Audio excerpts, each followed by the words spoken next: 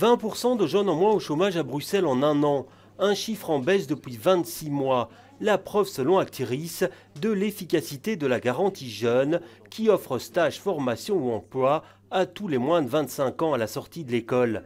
Ceci dit, le taux de chômage des jeunes reste très élevé, presque 23,5%. Mais ici, on parie sur une nouvelle diminution à l'avenir. On voit clairement que la conjoncture économique va légèrement mieux et on voit que les employeurs ont tendance à engager des jeunes. Donc on a un sentiment positif et on espère que ça continue comme ça. Le taux de chômage global est de 18,5% à Bruxelles, 2,5% de moins qu'il y a un an.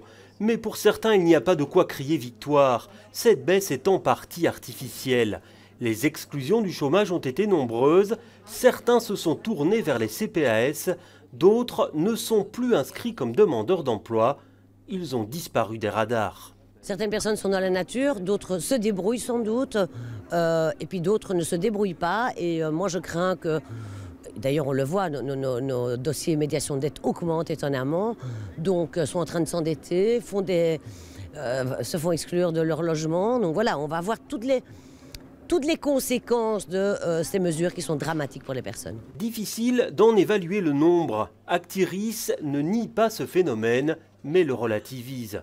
Nous estimons en effet qu'un tiers de la baisse du chômage global est liée aux exclusions et aux nouvelles mesures fédérales.